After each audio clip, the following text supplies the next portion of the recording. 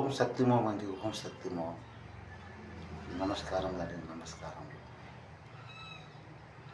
స్వర్గంలో మాటలు Indian India అమ్మ కనకదుర్గమ్మ నీతో నాతో మనం అందరితో మాట్లాడుతుంది. అయితే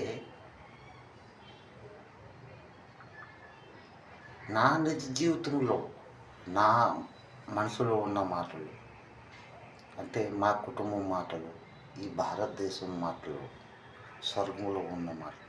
ఈ 3 మాటలు శాంతి సేవనాయ రూపదర్శనము అమ్మ కనకదుర్గమ్మది. ఈ కలియుగం మరి ఇంకా లేదు. మనం ఓం సత్యయుగంలో వచ్చాము. మనం ఓం సత్యయుగంలో వచ్చామంటే మనం ఇంటా బయట అన్ని సైడ్లో మనం సత్యమే మాట్లాడాలి. సత్యం మాట్లాడకపోతే మనకి వెంటనే ఆ దేవుడు మనకు జవాబిస్తాడు.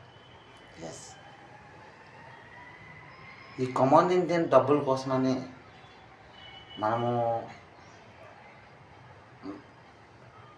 నానా రకాలుగా అబద్ధాలు ఆడి మనం సంపాదిస్తుంటాం కదండి.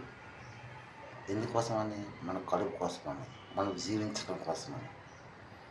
ఆ ఎలాంటి అబద్ధాలు? పచ్చి అబద్ధాలు, కల్పితమైన మాట్లాడి ఒకరి మీద ఒకరు చెప్పుకొని ఏంటి వాళ్ళకి వీళ్ళకి గొడవలు పుట్టించేసి మధ్యన మనము ఒక తెలివైన వాళ్ళని అనుకుంటుంటాం కదండి.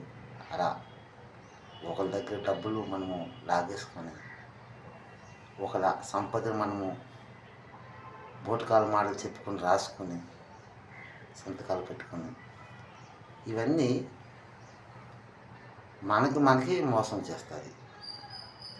ఇవన్నీ ఎస్, నీకు కాకపోయినా నీ బిడ్డలకి అది తీసుకుని వెళ్తుందండి. ఎస్, ఇది స్వర్గంలో ఉన్న మాటలండి, సత్యమైన మాటలు. మామిడి చెట్టుకి మామిడి పళ్ళే ఏంటి, కొబ్బరి చెట్టుకి కొబ్బరికాయలే, ఏ చెట్టుకి ఆ చెట్టే. మనం ఎలా చేసుకుంటే అలాగే. ఈ సత్యమైన మాటలు.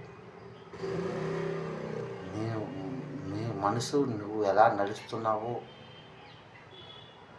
ఆ విధంగా మనసుతో మాట్లాడుతూ నువ్వు వెళ్ళాలి. ముందు సంఘర్షణ చేసుకోండి, సమ్మతం ఆడండి, అంతరంగా మాటలతో ఉన్నారండి. మన ఎన్ని పూజలు, ఎన్ని ప్రార్థనలు, ఎన్ని నవాజులు, ఎన్ని గ్రంథాలు చదివినా